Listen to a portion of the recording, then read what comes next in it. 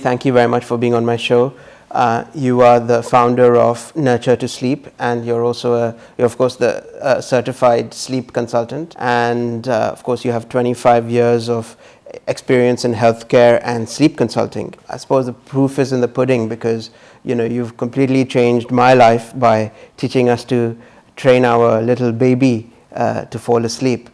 Which sounds a little bit strange, but it's so revolutionary and it's completely transformed everything. So thank you for that. You're most welcome. To start, the need of the hour, I suppose, is there a relationship between sleep and the immune system? First of all, thank you for giving me this opportunity as well.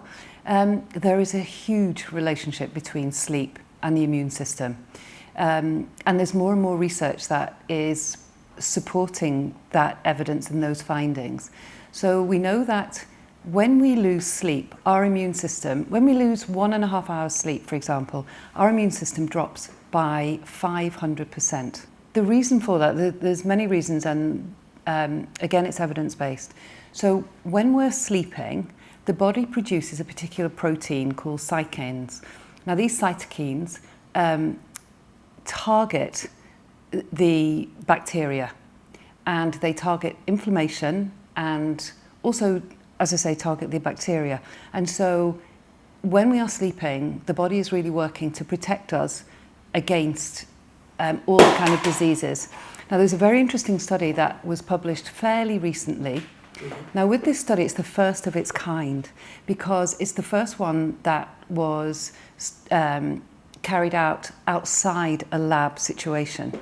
And it was carried out on 11 identical twins, a set of 11 identical twins.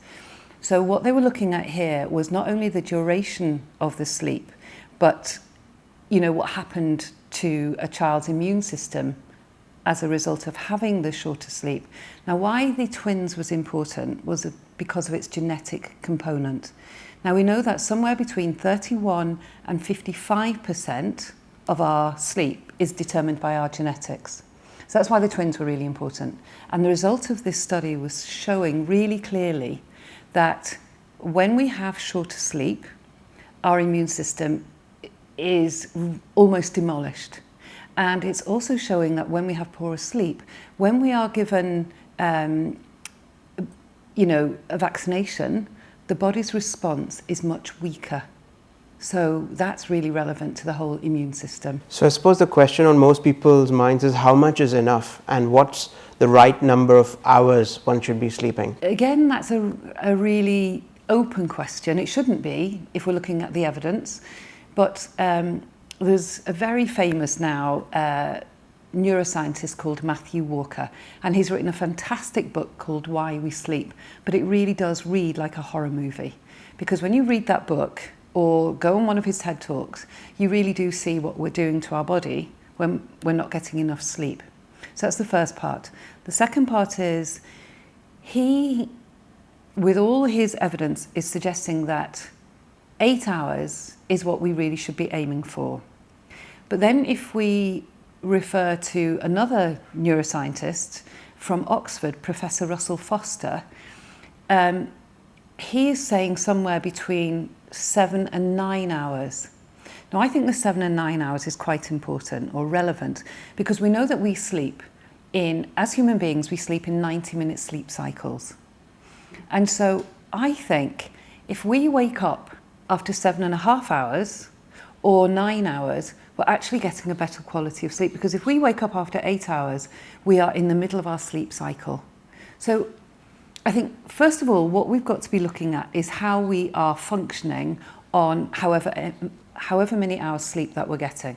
Mm-hmm. We know that anything less than 6 hours is detrimental to our health. That we know. But then it becomes a little bit more grey. And so somewhere between 7 and 9 hours is what we're going to be looking at as to how it impacts how we function. And how important is quality of sleep in this? So is it just about the hours? And if you're sleeping 7.5 hours or 9 hours, like you said, should you not be worried about how you're sleeping, or does that also come into play? The quality of our sleep is really, really so vital. Now, depending on which piece of research you're looking at, depending on which sleep neurologist you're speaking with, again, it's 4 to 5 phases that we go through within our sleep cycle. But what's relevant here is that each one of those sleep phases are very relevant to the next. So phase 1 and phase 2, we can't skip any of those phases. We have to go through them in order to get that quality of sleep. So quality of sleep is really important, not just quantity, because when we're looking at quality of sleep, we're looking at deep sleep, for example, and deep sleep is where our tissue repair happens. It's where our memory restoration happens. So when I talk about memory restoration, I'm talking about everything that we've learned through the day, is stored in our short-term memory. And when we go to sleep at night, that is transferred like it would be, like we're on our laptop and we're transferring files. That's exactly what happens in our sleep. So everything that we have learned during our day is transferred from our short-term memory into our long-term memory, and so we're building on intelligence and all the other things that we need to function. You know how some people say, I'll sleep when I'm dead, and some people confidently boast that they can keep going if they've got even 3, 4, 5 hours worth of sleep. What would you kind of comment on that? I think that is one of the most damaging and foolish statements of all time. And looking back through history, we are gathering this wealth of data that's absolutely proving that. So for example, we know that approximately 400 years ago, if you look through the literature, 400 years ago, Shakespeare, for example, was talking about the beauty and the restorative aspect of sleep. If we look at some of the great philosophers, they talk about the importance of sleep all those years ago. You then look at Thomas Edison, for example, he didn't invent the light bulb, but I think he did make it commercial. And he said that we should not be sleeping, and this is where this light bulb is going to revolutionize our world.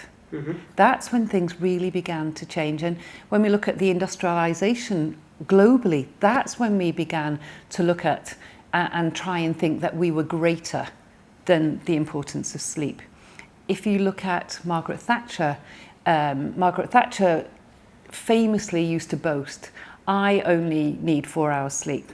But if we look at this incredible brain of hers and how she ended up with Alzheimer's and dementia, we know that that wasn't the most intellectual advice to give us. So sleep is hugely, hugely important, because we are also now realizing that there is such a strong correlation between poor sleep and Alzheimer's. So actually, going back to Matthew Walker, sleep is our superpower. And, again, with Professor Russell Foster, he said that sleep is like being upgraded from economy to first class. He said, actually, no, it's not even that, he said. If we don't sleep, we don't take off. So if we want to excel in business, if our children want to be who they want to be, we really need to prioritize sleep. I'm sure there's many things we can do, which is why you kind of have a living as a sleep consultant. But if there were some key bits of advice, to the general public that you'd like to offer to improve their quality of sleep and to get their 7 to 9 hours in, what would those be? Again, there's a whole raft of things that we can do to sleep, but in terms of prioritizing, first of all, light. We've got to look at light and how that is impacting our sleep. Approximately 30 minutes before we go to bed, we need to reduce light exposure. Now, what do we all do? We put our lights down in the evening, and then we go into our bathroom, which has the biggest bright light whilst we're brushing our teeth, and perhaps, there's another light on which is illuminating. We need to make sure that everything is slowed down and dimmed so it doesn't interrupt the melatonin, the sleep hormone which induces sleep, which helps us sleep. So that's one thing. So in 30 minutes before we go to bed. Now, even before that, 1 hour before we go to bed, if we can put an alarm on our phone that reminds us to come off all devices, because again, we know that the blue light emitted from any of our screens is tricking the brain and disrupting our sleep. So, and 1 hour before, we need to put an alarm on our phone to reduce any exposure to any of device. We want to dim our lights, and then we want to make sure that the temperature within our room is cool. We always sleep better when our room is cooler, and that's because the core body temperature needs to drop by 2 or 3 degrees in order to promote sleep. So the optimum temperature is 18 degrees within our room, so that's what it should be. So that's also something that we can do. And then finally, the room needs to be dark, because melatonin is only produced in the dark. And if light's coming into our room, then it's not allowing the production of light to be in the room. And of course, we also need to make sure that our room is for sleep. In our modern world now, our bedroom is used for lots of different things. You know, we've got the TV in there, we can bring our iPads in there. Our bedroom is used for entertainment. We need to really stop, and our room is for sleep. So those are the kind of things. And of course, the other thing that we can also think about is from the minute we wake up in the morning, that's when we prepare our body for good sleep. So thinking about our diet, thinking about exercise, you know, those things are really going to have a very strong knock-on effect to our sleep. So when it comes to diet, is there any particular type you recommend, or is there any number of meals that you recommend that one should be eating in a day? So at the beginning you referred to your little girl who is now sleeping beautifully. Yeah. So our children's diet for sleep is quite different from our adults' diet for sleep. With our adult diet, for example, we don't want to be having anything particularly spicy that could cause indigestion, because that is definitely going to interrupt our sleep. So we don't want a big heavy meal before we go to bed. On the other hand, we need to make sure that we're not hungry, because if we go to bed hungry, then our brain can't sleep, because it uses up a lot of energy, and the brain will forage for energy, for glucose. So that's really important when we're looking at food. We need to look at the content of our diet. Again, there's lots of evidence now which showing us that there's a very strong link between low vitamin D and poor sleep. It's a very strong research out there. But again, it's not just about taking vitamin D. It's about knowing, try and expose it to our natural sunlight. And if you can't do that, absolutely take a supplement, but how much is relevant? And certainly if we're looking at the guidelines, it should be 600 IU, so international units per day. And when we take it is very relevant. So because vitamin D is a fat-soluble vitamin, we need to take it, for example, in the morning with our breakfast so we can digest it. We shouldn't take it in the evening because that could disrupt our sleep. Now there's another thing which is really helpful, food source that is really helpful to our sleep, and that is magnesium. Magnesium is so important for our sleep because it relaxes our central nervous system. And so much of our diet now does not have sufficient amounts of magnesium. And that's very much because most of our food now, here in Dubai, for example, comes from halfway around the world. And so the food is picked before it's ripe, so the food hasn't absorbed all the nutrients from the soil, so therefore the magnesium is low. Mm-hmm. So it's about looking at food that contains magnesium, and if we don't feel our diet is sufficient in, say, leafy greens and almonds and different nuts, then we can also take it as a supplement. But if we're taking, there's 2 ways to take it.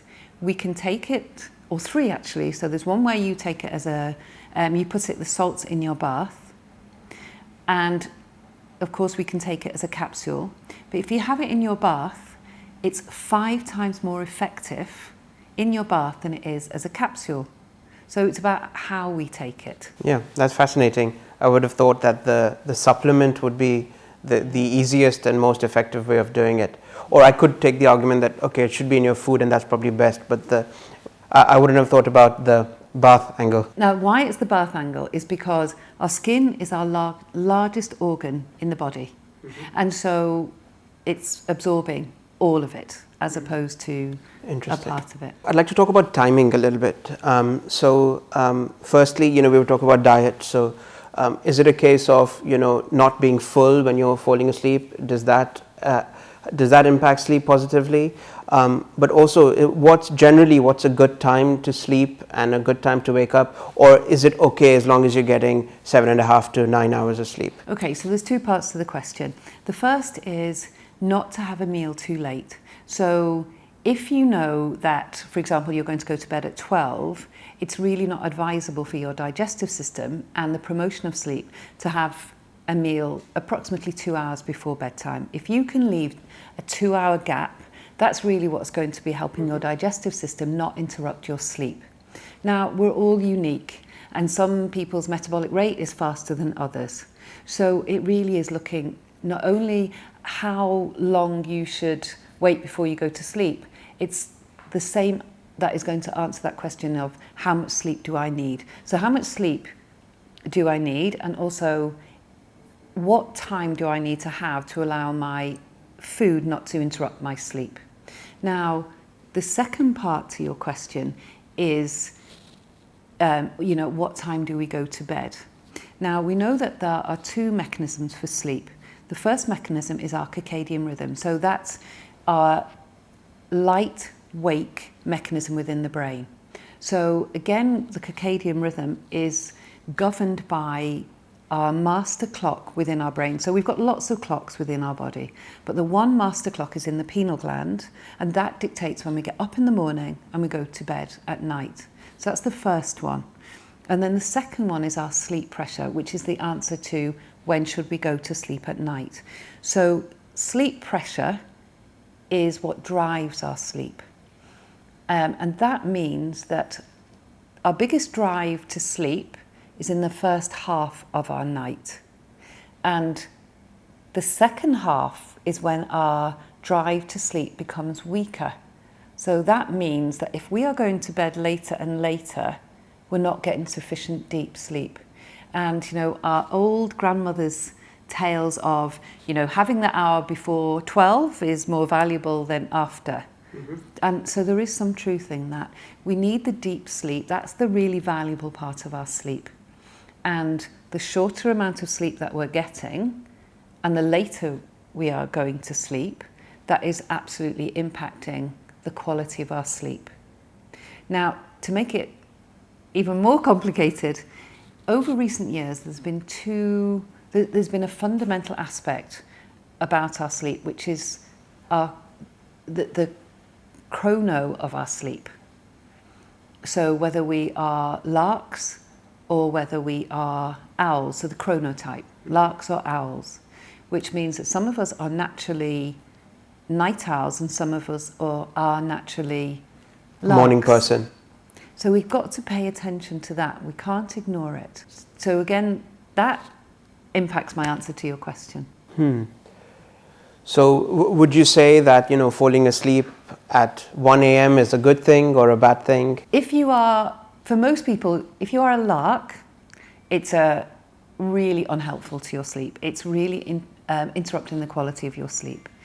And of course, how you fall asleep. So no. How do we identify if we're a kind of morning person or a night owl? I mean, would you just know naturally from how you sleep, or? So for example, within my family, my husband and our 3 daughters, so the 5 of us. Now, my husband and my eldest daughter, they are, without question, they are larks. That's when they function best, their cognitive function, their activity, their brain activity, their enthusiasm, that's when they really function best. So they go to sleep early, and their melatonin comes in early, so their clock starts early and their cue to the brain to sleep starts earlier. Whereas my second daughter is, like I was, a night owl. So she has always functioned better where she starts her day later and then sleeps later. Now, certainly the more I learn about sleep and the research, I'm really trying to bring much more balance back. which is also interesting with my youngest daughter, who seems to be a combination of all of us. She is more like my husband and my first daughter in that she is more of a lark, but she's almost in between.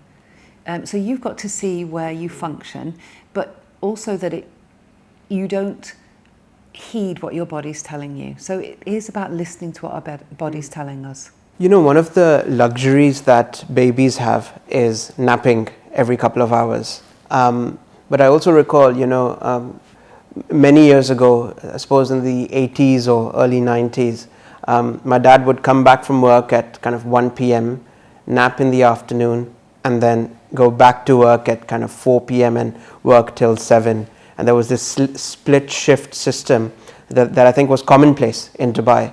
And everything kind of functioned in that way, and everything would kind of close off for the afternoon. Is that and of course now everyone works in one shift, and I don't think many people are able to catch a nap, certainly during working days. But is napping good for you? Does that count in your 9 hours? So napping is great as long as you use it correctly. Right. So if we're looking again at the science, NASA said the perfect nap is 26 minutes, according to NASA. And I'm not really going to not accept their research. But again, we need to be careful about where we are napping. If we have that nap too late in the afternoon, then that is going to affect our drive to sleep for night, and that's going to impair our sleep pressure. So we have to be very mindful. So napping is a great idea because that keeps our cortisol level down, which ultimately is not going to conflict with the melatonin. So the benefit of napping is to reduce our cortisol so it doesn't come into conflict with our melatonin. So napping's a great idea, but we've got to be careful how we use it. Does it count in your 7 to 9 hours, or is that a bonus? It's a bonus, but again, with our 7 to 9 hours, we've got to be looking at the quality of our sleep. And if we know, whether it's the demands of our work, that we can't get those 7 to 9 hours, getting that nap is really going to, on a short-term basis, is going to help with the collection of hours that we don't sleep. Circling back to those people that, want to sleep less and kind of say, I'll sleep when I'm dead type of thing. Would you say that productivity is actually better when you sleep better? Because I find that to be the case. But is there research to kind of support that? There is a huge amount of research to support it. If you look at, there's lots of studies that are talking about the productivity output. And the more sleep that we get, the better, the more productive we are. And, the really big companies now are taking heed of this.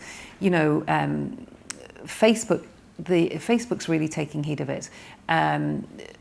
It's where you look at using these sleep pods within the really large workplaces. Price Waterhouse, they have these sleep pods in order to allow their employees to nap, because they know that boosts their creativity.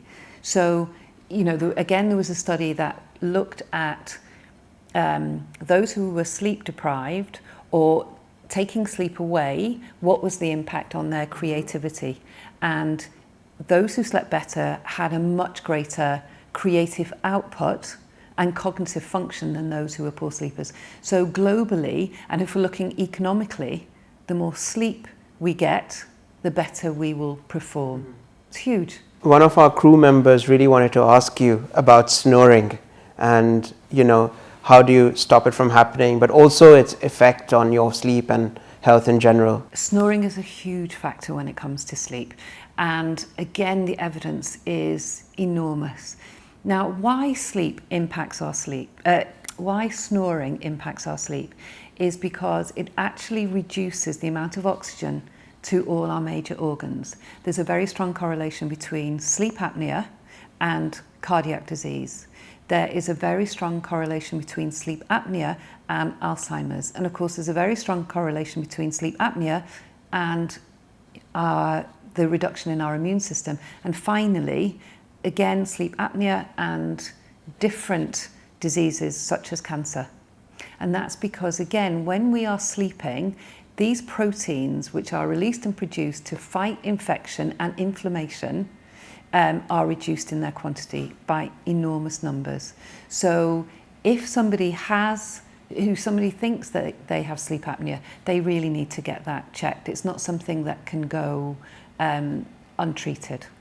It's really vital. If you were to look at the general public in Dubai, let's say, since we're here, what percentage of people would you say are sleeping well, and how would you kind of bifurcate that? If we're looking at the population here in Dubai, but even globally, we now globally are sleep deprived. We are now sleeping less than 2 hours, slightly 2 hours less than, say, 50 years ago. And 2 hours per night is a huge amount of sleep. If you're looking at globally and what's going on where we are with the coronavirus, what I'm wondering is what relation has our ability to fight disease and how sleep deprived we are. So I think there's a very strong correlation between us being sleep deprived and globally us being sick. So for those that are watching, they might feel that they're not sleeping as well as they should, or they may have a family member that potentially needs help. So what can you do for them, and what's kind of the role that you play in sleep consulting?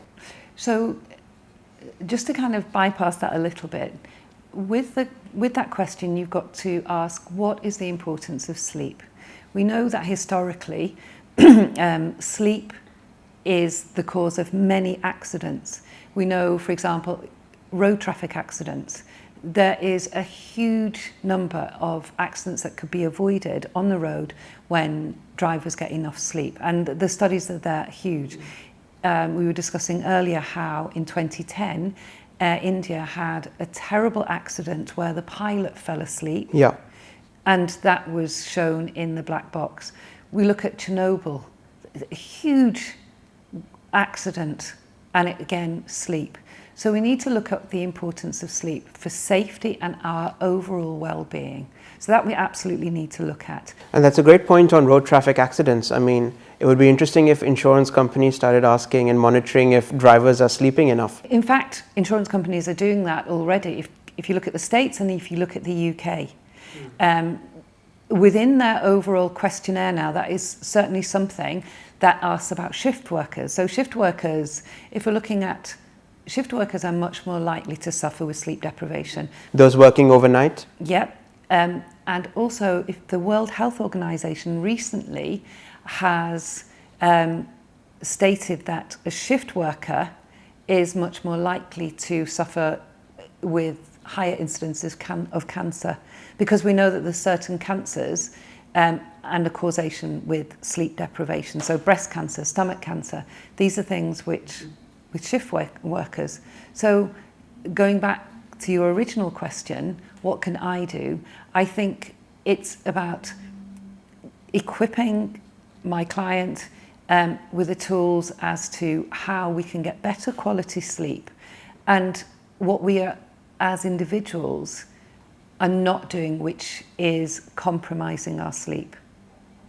So I think those are the two things. How can we get better sleep, and what part of our lifestyle, because it is a lifestyle change, and I do believe that that's what we have to look at.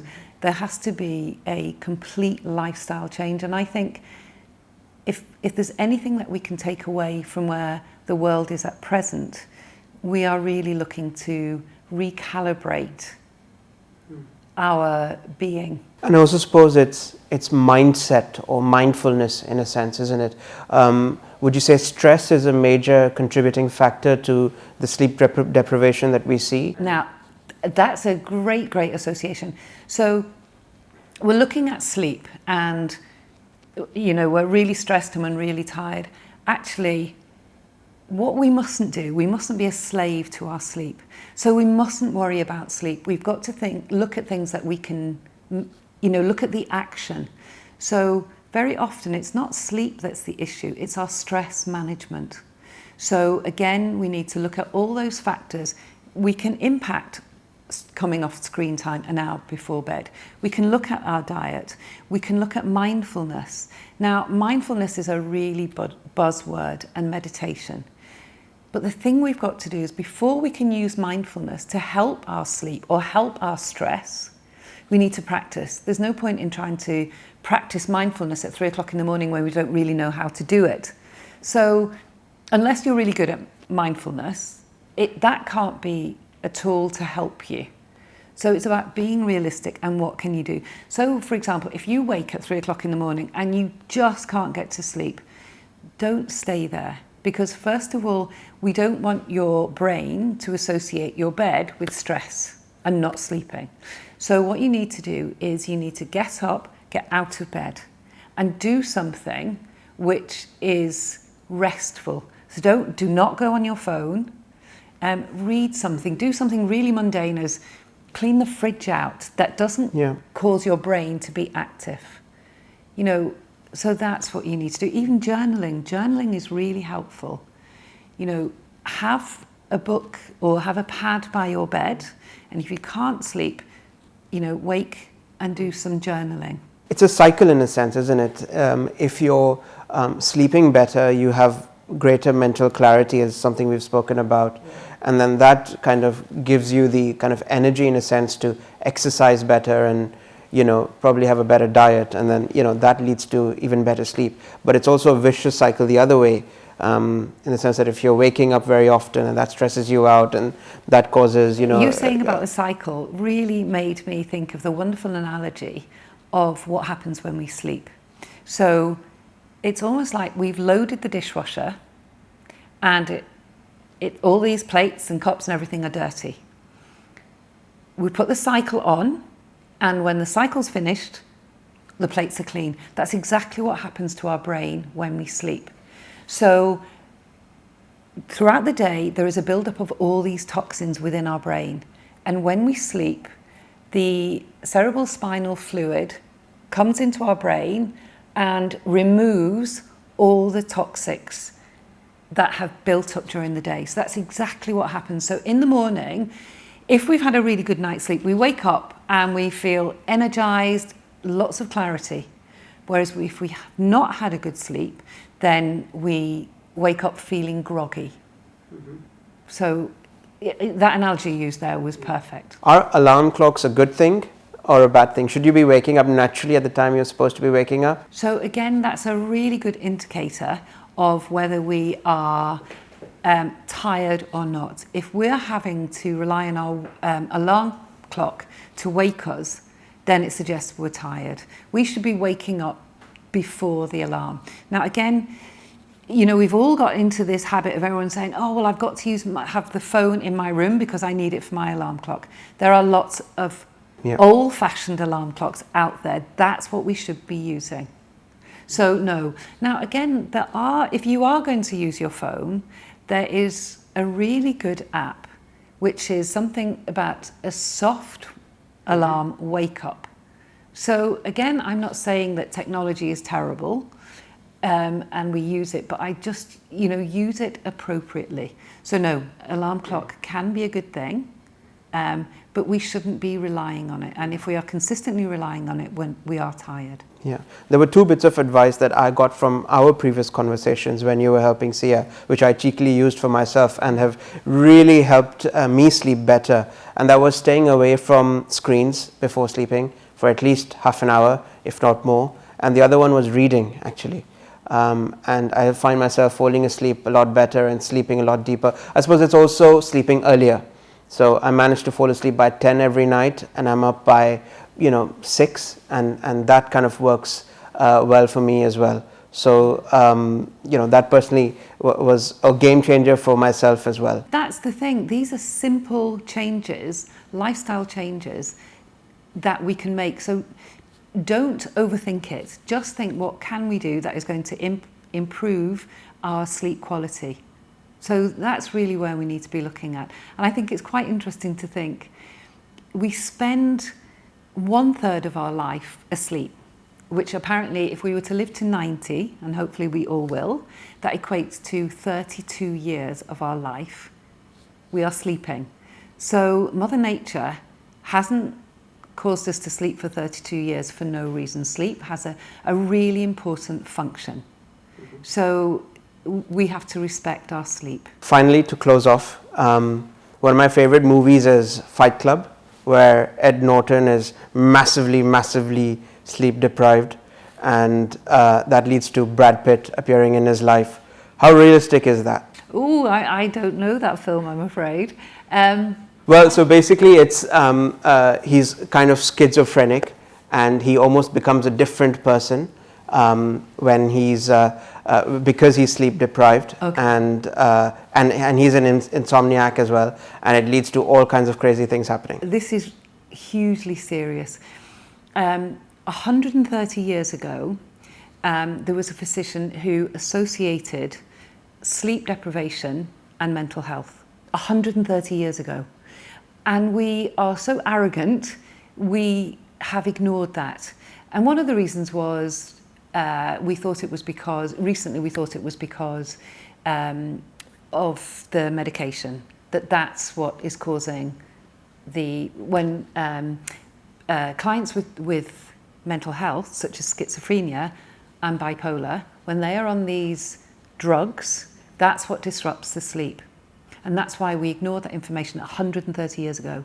Now, through lots and lots of studies, we are seeing really clearly that actually sleep deprivation or sleep disruption and mental health are so closely linked.